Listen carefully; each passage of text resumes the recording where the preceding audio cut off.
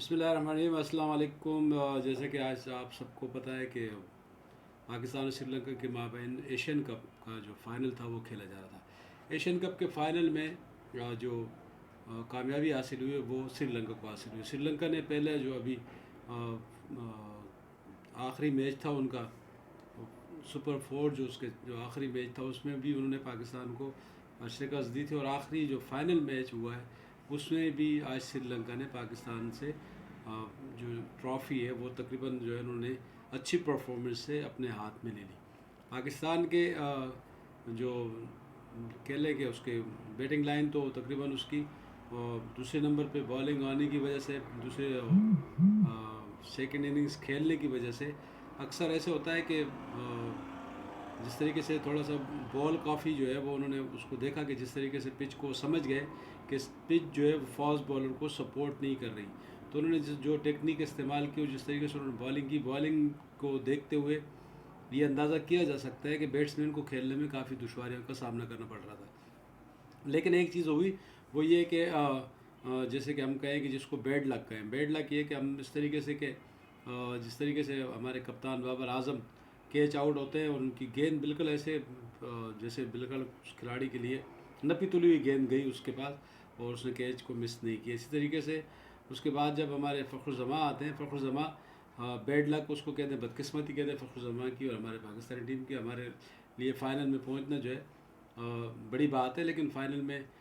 کامیابی حاصل نہ کرنا بڑے افسوس کی بات ہے۔ لیکن فخر زمان کا جو جس طریقے سے بیٹ سے گیند لگ کر جا کے وکٹ میں لگی، تو اس سے یہ سمجھے کہ بغیر کسی سکور کے فخر زمان آؤٹ ہوئے، تو یہ بھی ایک بہت بڑا دھچکا تھا۔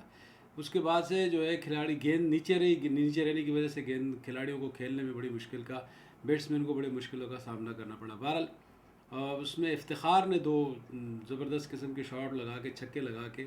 اگر اس طریقے کی یہ اسٹریٹجی لی جاتی شروع سے اور گیندیں ضائع نہیں کی جاتی، کیونکہ جس طریقے سے 20 اوورز کے آپ کی 120 بالیں اور 120 بالیں اور آپ کو 171 رنز بنانے، تو آپ کو اس حساب سے چلنا ہوگا۔ لیکن چونکہ کپتان اور پھر نائب کپتان نے اوپننگ کی، نائب کپتان نے تو بیچارے نے 50 بنائی، اور اس کے باوجود اس کے ساتھ جو بھی تھا معاملہ، اور بدقسمتی سے بابر اعظم نہیں چلے۔ افتخار نے اچھا کھیلا، لیکن فخر زمان کا جو ہے سلسلہ ایسا ہوا کہ اس کو وہ بغیر کسی رنز کے آؤٹ ہوئے۔ سری لنکا کی بالنگ فیلڈنگ بہت زبردست فاسٹ بالنگ تھی، وہ جو ہے وہ بالکل فلاپ رہی۔ اس میں انہوں نے جو ہے وہ اس چیز کو انہوں نے استعمال نہیں کیا، جو فاسٹ بالنگ کا انہوں نے استعمال نہیں کیا، انہوں نے میڈیم پیس بالنگ کی اور اسپن بالنگ سے انہوں نے فائدہ لیا، اسی کو آزمایا اور اسی سے انہوں نے اپنا کام چلایا۔ اب یہاں پر ہمارے ساتھ یہ ہوا کہ ہمارے جو ہم سمجھ لیں کہ وہ چیزیں ایسے کیچ اور ایسی بالیں رکی ہیں باؤنڈری پر، جو کہ سمجھ لیں کہ ایک دن ہوتا ہے نا کسی ٹیم کا، تو وہ آج کا دن جو تھا وہ سری لنکا تھا، سری لنکا کا دن تھا، اور سری لنکا کی ٹیم کے لیے آج کا دن بہت اچھا تھا۔ آپ دیکھ لیں کہ ہمارے شاداب نے کتنی بڑی ڈائیو ماری، وہ گیند کے نیچے کھلاڑی آیا ہوا تھا، لیکن شاداب وہ جو ہے وہ گیند کے پیچھے لپکا اور خود کو زخمی بھی کر ڈالا، اور کھیلنے کے لیے تو آئے، بہرحال شاداب نے وہ کیچ بھی نہیں ہوا اور چھکا ہوا، تو جو چھوٹی چھوٹی غلطیاں ہوئیں اس سے جو ہے